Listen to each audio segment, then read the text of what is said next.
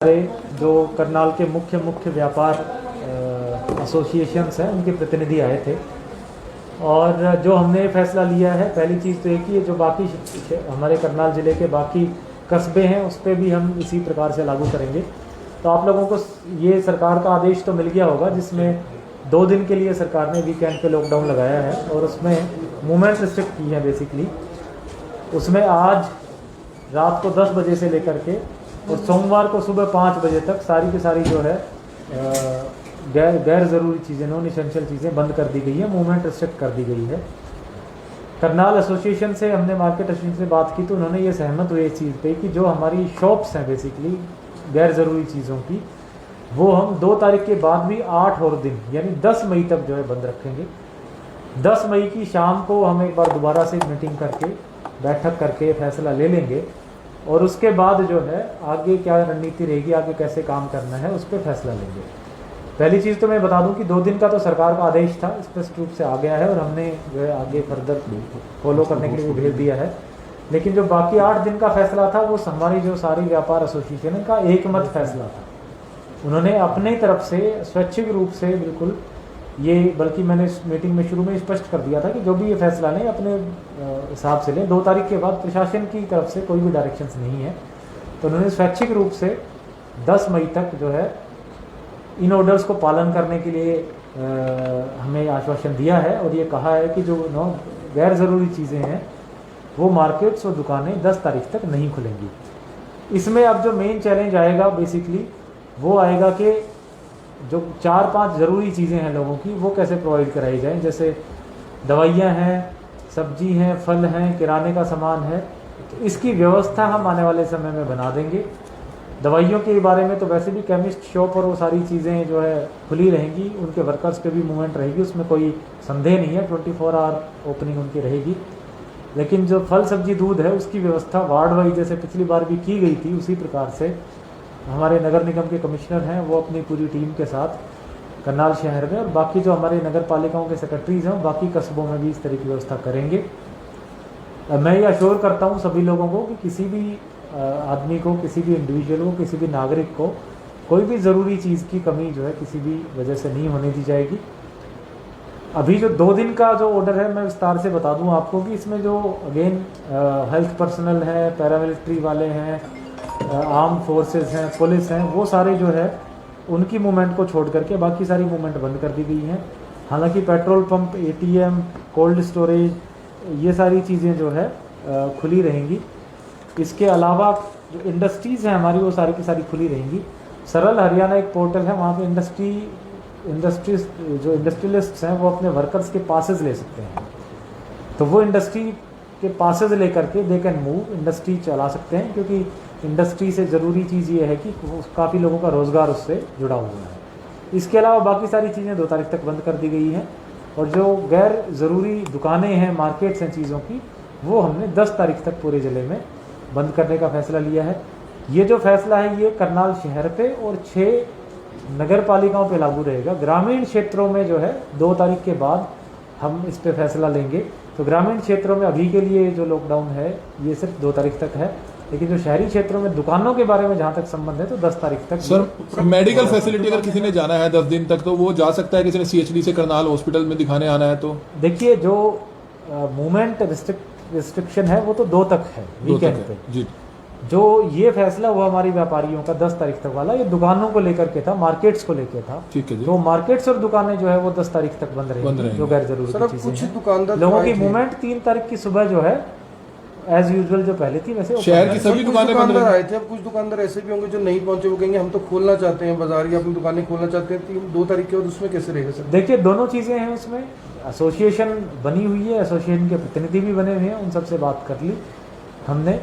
ज़्यादातर लोगों की इसके साथ सहमति और जो वहाँ के मार्केट के दुकानदार हैं उन्होंने आश्वासन दे के इनको भेजा था कि आप जो भी फैसला करेंगे हमारे तौर पे, हमारे बिहाफ पे, वो हम लागू करेंगे।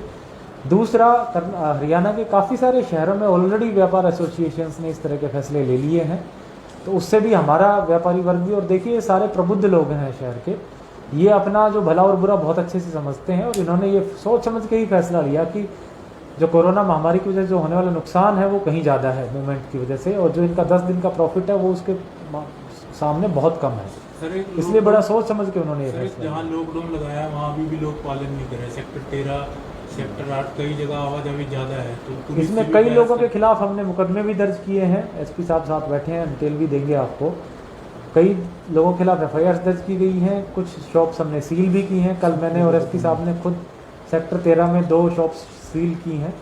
तो अगर आगे इस तरह की चीज़ें, कोई एक्टिविटी, इन तरह की एक्टिविटीज़ में इंडल्ज होता हुआ पाएगा तो सख्त कार्रवाई। सर जो ये सर, वीकेंड लॉकडाउन है, लॉकडाउन है लॉकडाउन के दौरान जो इसमें शादियां हैं, सैटरडे संडे की शादियां हैं और 9 जिलों में लॉकडाउन लगे, उसकी क्या परमिशन अलग से लेनी पड़ेगी? तो जो पहली परमिशन ली हुई है, जो मैरिज के बारे में जो प्रावधान है वो भी मैं आपको बता दूं कि जितने के जितने जो मैरिज की परमिशंस हैं वो हमारे डीसी ऑफिस से, पहले सारे एसडीएम्स को दी गई थी, फिर व्यवस्था बन गई कि डीसी ऑफिस से ले ली जाए परमिशन, और जिस दिन कोई अप्लाई करेगा उसके 11 बजे से तक, अगले दिन 11 बजे तक उसको परमिशन आ जाएगी।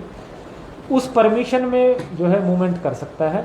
उसमें लिमिट ये रखी गई कि 30 लोग जो है इंडोर फंक्शंस में 30 से ज़्यादा ना आए और 50 से ज़्यादा आउटडोर फंक्शंस में ना आए। और वो जो परमिशन ली गई है उसमें बाकायदा वो मेंशन कर दे कि मेरे गेस्ट्स के टेंटेटिव नाम ये हैं। उस परमिशन को साथ लेकर के उसके गेस्ट हैं वो मूवमेंट कर सकते सर हैं। जो वीकेंड मैं एक चीज़ और स्पष्ट कर दूं, जहाँ तक मूवमेंट की बात है, हमने सिर्फ 2 दिन सरकार के इन आदेशों के तहत 2 दिन बंद की है। बाकी 8 दिन के जो दुकानें बंद हुई हैं वो सिर्फ गैर जरूरी आइटम्स की दुकानें बंद हुई हैं, मूवमेंट बंद नहीं हुई है। जो वीकेंड लॉकडाउन है सर, वीकेंड लॉकडाउन में करियाने की दुकानें, डेयरी की दुकानों की क्या टाइमिंग्स रहेंगी? क्योंकि डेयरी को लेकर दिक्कत ये है, शाम को 5-6 बजे जैसे दूध आता है तो दुकानदार भी चाहते हैं, लोग भी डेयरी चाहते की हैं शॉप जैसे अभी तक हमारी चली रही थी उसी तरीके से खुलेंगी। और 10 बजे तक सर, जी 10 बजे तक की जो इवनिंग्स में 10 बजे तक की व्यवस्था बनी है, 10 बजे तक खुलेगी। और करियाने की जो किराने की शॉप्स हैं उनकी हम व्यवस्था बनाएंगे होम डिलीवरी तो की। अभी तो शॉप किराने की शॉप्स नहीं खुलेंगी, जो ग्रोसरी शॉप्स हैं उनकी हम होम डिलीवरी की व्यवस्था बनाएंगे ताकि लोगों को घर पे सर एक सभी इंस्टीट्यूट्स, कोचिंग इंस्टीट्यूट सभी उसके बंद रहने के निर्देश हैं। सारे आईलेट सेंटर्स हैं, कोचिंग इंस्टीट्यूट्स हैं, वो सारे 31 मई तक बंद कर दिए गए हैं। तो ना केवल इस 2 दिन के दौरान बल्कि 31 मई तक वो सर सारे। मेन आज की प्रेस कॉन्फ्रेंस का मुख्य यह है कि एक तो वीकेंड लॉकडाउन लगाया गया है जिसमें कोई भी बाहर नहीं जा पाएगा और सभी बाजार बंद रहेंगे। दूसरा, व्यापारियों के ने आपको समर्थन दिया है और कहा है कि 10 तारीख तक वह सभी बाजार इसेंशियल रखेंगे। सर्विसेज को छोड़कर वो बंद रखेंगे। बंद रखें इसमें सेक्टरों की दुकानें भी रहेंगी सर, सारी गली सारी की सारी जो सर, मेन इसमें- जो सारे सर, मेन- सर, इसमें सब्जी मंडी जो घर पे डिलीवर कर रहे हैं दूध, उनका क्या रहेगा सर? बिल्कुल जो हमारा डेयरी शॉप्स हैं वो भी खुल सकती है और होम डिलीवरी तो बिल्कुल परमिटेड है मिल्क की, उसको कोई नहीं रोक रेस्टोरेंट होटल सकता। कई लोगों को हो सकता है कि इनकन्वीनियंस भी हो तो आने वाले 1-2 दिन में शहर में भी और बाकी नगर पालिकाओं में भी हम जो पहले की व्यवस्था बनाई थी वार्ड वाइज होम डिलीवरी की, उस व्यवस्था को दोबारा से चालू करेंगे ताकि लोगों को होम डिलीवरी मिल सके, डोर स्टेप पर डिलीवरी मिल सके। प्रशासन का फोकस ये रहेगा कि किसी भी आदमी को जो जरूरी 4-5 चीज़ें वो लेने के लिए घर से बाहर ना निकलना पड़े, उसके घर के बाहर ही घर से निकलते ही डोर स्टेप पे ही उसको वो सारी चीज़ें मुहैया करा दी सर जाए। होटल्स के लिए क्या रहेगा? होटल्स, रेस्टोरेंट कल और 10 दोनों तारीख दिन तक के लिए बंद रहेंगे। सर इसमें होटल होम डिलीवरी का लिखा हुआ है, होम डिलीवरी दे सकते हैं, होम डिलीवरी देने में कोई दिक्कत नहीं डाइनिंग है, बंद रहेगा। वहाँ पे बंद रहेंगे जी। कोई भी डाइन इन एक्ट वहाँ नहीं करेगा। होम डिलीवरी के लिए ना केवल होटल रेस्टोरेंट्स का खाना बल्कि मिल्क है, किराना है, वेजिटेबल्स है, हर चीज़ की होम डिलीवरी व्यवस्था हम बनाएंगे। सर बैंक्स लगातार ज्यादा हो रहे हैं तो प्रशासन ने क्या और व्यवस्था की है? शायद 7 वाली जगह और बढ़ा दी है आप बताओ। या हाँ जी जैसा कि दाह संस्कार वाला मैटर सामने आया है तो अभी डेली थोड़े बहुत बढ़ते जा रहे हैं हमारे, तो इसके लिए हमने साइड में जगह बना दी गई है। दूसरा, जो एम्बुलेंस थी जो डेड बॉडीज लेके जा रही थी तो वो भी 2 और की व्यवस्था हमने कर दी है ताकि वेटिंग टाइम ना रहे। तो अब हमारी कोशिश ये है कि 1 घंटे के अंदर अंदर जो भी कॉल आती है, चाहे प्राइवेट हॉस्पिटल से आए चाहे घर से आए, उनकी डेड बॉडीज को हम ले जाएं वहाँ पे। तो फिलहाल कितनी व्यवस्था है? एक साथ अगर कितने अंतिम संस्कार हो सकते हैं वहां पर और 7 वाली जगह पर सर? अभी हमने 30 की व्यवस्था करी है वैसे साथ में। एसपी सर से क्वेश्चन है सर सेक्टर 13-14 का जो डिवाइडिंग रोड है उसको सर मेन रोड को बंद कर दिया गया। हालांकि दूसरे जो अगर बैरिकेडिंग की जाती लोगों को दिक्कत ना होती, और लोग सेक्टर 12 से सेक्टर 14 तक जाने के लिए हॉस्पिटल्स ही हॉस्पिटल्स बने हुए पूरे रास्ते में, बीच में मेन रोड पर भी हॉस्पिटल है और पुलिस बिल्कुल भी कोऑपरेट नहीं कर रही सर वहाँ पे। देखिए, ये सेक्टर 13 का विशेष रूप से इशू आ रहा था कल से ही। कल शाम को भी कुछ लोग वापसी जाने वाले थे, उनका भी कुछ इश्यूज आए थे। तो शुरुआत में जब भी कोई मैक्रो कंटेनमेंट जोन बनता है तो शुरुआती 1-2 दिन में ज़रूर इश्यूज आते हैं।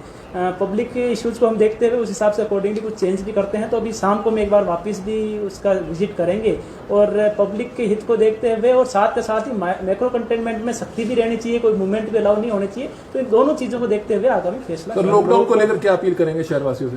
देखिए, जैसा कि डीसी साहब ने बताया, सरकार के आदेश हैं कि आज रात 10 बजे से लेकर के 3 तारीख की सुबह 5 बजे तक का लॉकडाउन रहेगा 2 दिन का, जिसमें जितनी भी नॉन इसेंशियल आइटम्स की दुकानें हैं वो बंद रहेगी। लोगों का मूवमेंट भी अलाउ नहीं है सिवाय की कैटेगरीज के जिनको विशेष रूप से छूट प्रदान की गई है। तो मेरा सभी लोगों से अनुरोध है कि अनावश्यक रूप से ना निकले, तभी बाहर निकले जब आप अपनी कैटेगरी के अंदर आते हो।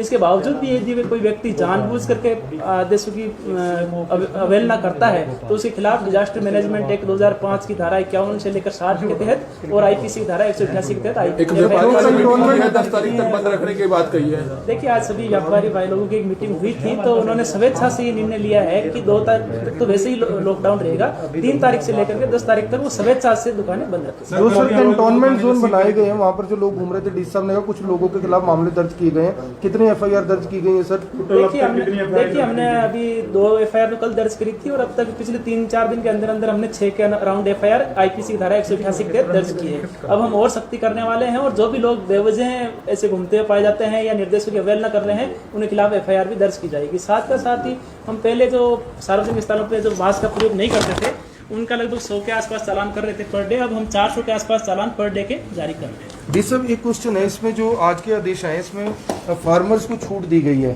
तो सीड्स की जो भी कृषि से संबंधित उद्योग हैं जुड़ी हुई हैं उनकी सारी दुकानें खुली रहेंगी और पासेस डीडी एग्रीकल्चर और डीडी एनिमल हस्बेंड्री। सब्जी मंडी का क्या रहेगा सर? सब्जी मंडी को अभी बंद करके हम बाकी जगह चालू डिसेंट्रलाइज तरीके से चालू करने की व्यवस्था बना रहे हैं। जैसे ही व्यवस्था बनती है तो मुख्य सब्जी मंडी को बंद करके बाकी जगह लगा दी जाएगी। बैंक के लिए क्या गाइडलाइंस रहेंगे? एटीएम्स खुले रहेंगे, एटीएम सारे।